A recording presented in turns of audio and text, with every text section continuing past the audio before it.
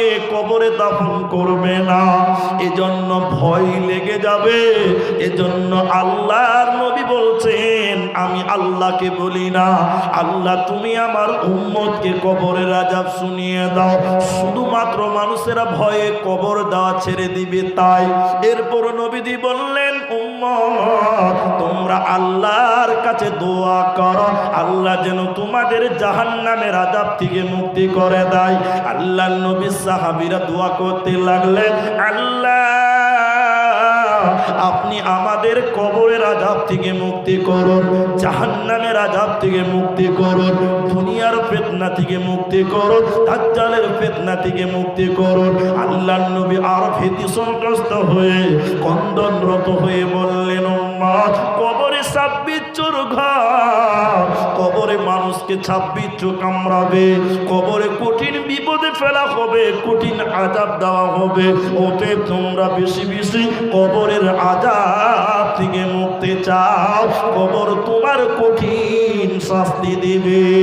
শুধু তাই নয়, কবরে কঠিন শাস্তির ব্যাপারে আর নবীজির পরিচয়ের ব্যাপারে অন্য জায়গায় হযরতে আবু হুরায়রা বলেন, বিশ্বনবী বলেছেন, যখন কোনো মুমিনকে দাফন করা হয়, মুমিন লোককে দুইজন ফেরেশতা আসবে। ওই ফেরেশতাদের নাম হলো মুনকার নাকির। ওরা এসে বলবে, নবীজির পরিচয় তোমরা বলো। তারা তখন বলবে, ইনি আল্লাহর বান্দা এবং রাসূল। ফেরেশতারা বলছেন, আমরা জানতাম তুমি এমন উত্তর দিবে, আমরা তেমনটাই আশা করেছিলাম।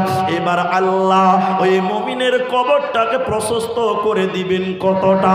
আল্লাহর নবী বলছেন, 70 হাত কবরটা প্রশস্ত করা হবে, কঠিন প্রশস্ত হয়ে যাবে, কবরটা একটা মলের মতন হয়ে যাবে। এবার আল্লাহর ফেরেশতারা বলবে, ওরে মুমিন বান্দা, কবরে তুমি ঘুমিয়ে যাও, ঘুমিয়ে যাও। লোকটা বলবেন, আমি আমার পরিবারে ফিরে যেতে চাই।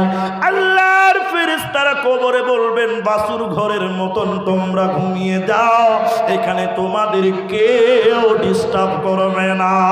এরপরে কাফেরকে বলা হবে, এই ব্যক্তিটাকে নবীদের ছবি দেখে বলবেন, কাফেরকে বলবেন তুমি বলো, এই ব্যক্তিটাকে নবীজির পরিচয় তুমি দাও।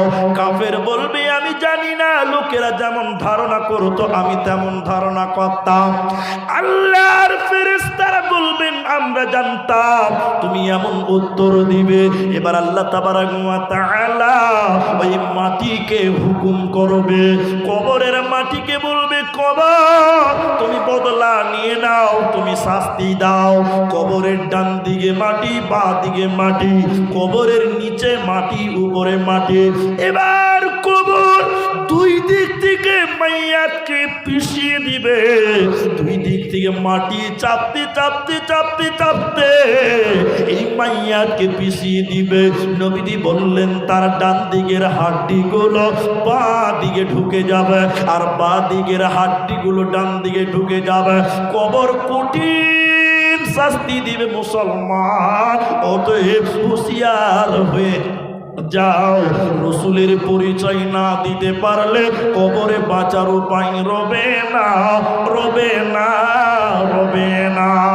এজন্য কবরে তৃতীয় প্রশ্ন করা হবে, ওমান নাবিয়ুকা, তোমার নবীকে বলো।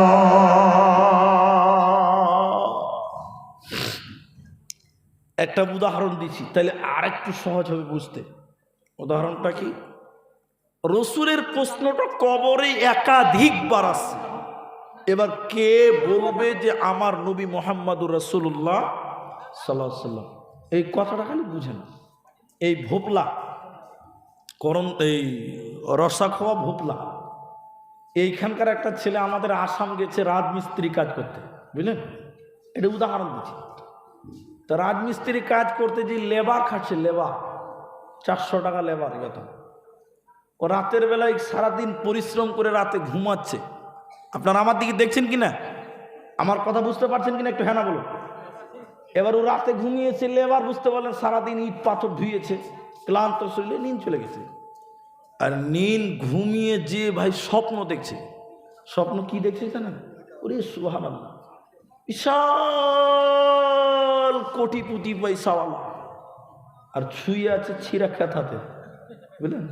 ও স্বপ্নতে দেখছে বিশাল মালওয়ালা, কোটিপতি হয়ে গেছে। স্বপ্নতে শুয়ে শুয়ে দেখছে, ওরে সর্বনাশ, টাকায় আর টাকা।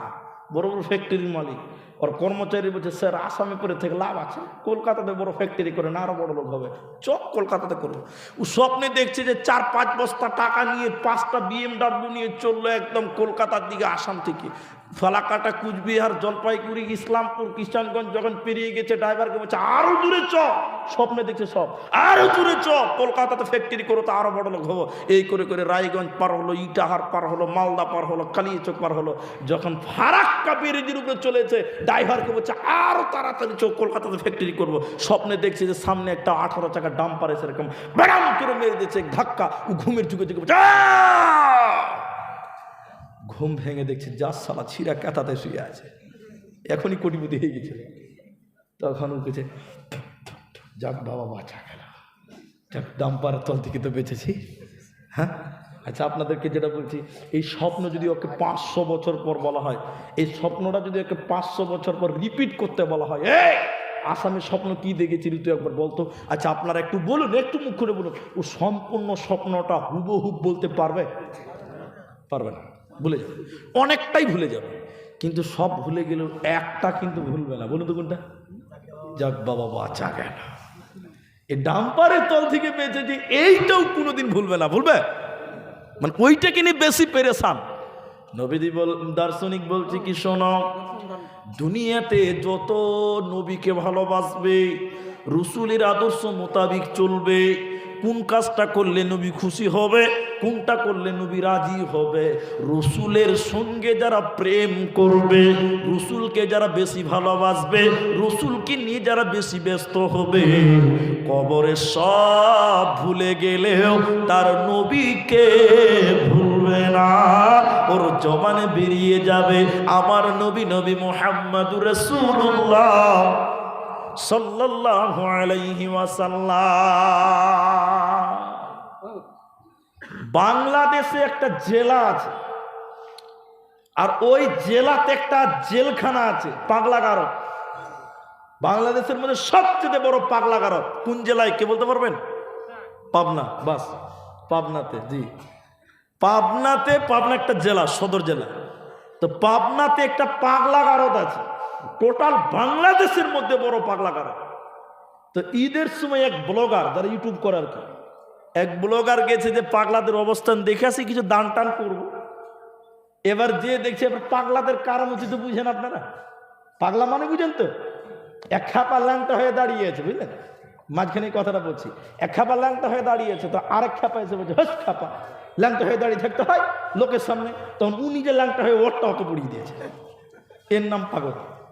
তো এবার ও গিয়েছে, ব্লগার গেছে পাগলাগারদে, তো দেখছে একজন এরকম ওই পাগলাগারদ, বুঝতে পারছে, গ্রিল ধরে আছে বারান্দাতে, আর এইখানে গেঞ্জি খালি গায়ে আছে, খালি একটা প্যান্ট পরে আছে, এইখানে লেখা আছে, লেখা আছে বলতে ট্যাটু করা আছে। আপনারা মুরব্বীরা বুঝবেন না, যুবক ছেলেরা বুঝে ট্যাটু কাকে বলে। এইখানে ট্যাটুতে লেখা আছে পায়েল। পায়েল কি লেখা আছে? পায়েল। ওই খ্যাপা এরকম গ্রিল ধরে বলছে পায়েল পায়েল পায়েল। তার মানে কি বলুন তো, কোনো মেয়ের সঙ্গে প্রেম চলছিল, ছাকা দিয়ে ওকে ব্যাকা করে দিয়েছে। কথা বুঝতে পারছেন কিনা? হ্যাঁ না বলুন একটু। ও ছাকা খেয়ে ব্যাকা হয়ে গেছে, সব দুনিয়া ভুলে গেছে, কিন্তু ওর পায়েল কেউ ভুলে নাই। পাগল হয়েছে, এখন ওর ব্রেন খালি পায়েল পায়েল পায়েল পায়েল করছে। তো আমার নবীর সঙ্গে যে প্রেম করবে, আমার নবীকে যে দুনিয়াতে মহাব্বতের পাত্র করে নিবে দুনিয়াতে, ওই লোকটা কবরে সব ভুলে গেলেও তার নবীকে ভুলবে না। আরে দয়ালো নবী প্রেমের ছবি আর আসবে না জগতে। আরে দয়ালো নবী প্রেমের ছবি আর আসবে না জগতে। 63 সাল জিন্দেগি কান্দে বলে উম্মতি, 63 সাল জিন্দেগি কান্দে বলে উম্মতি এখনো আছে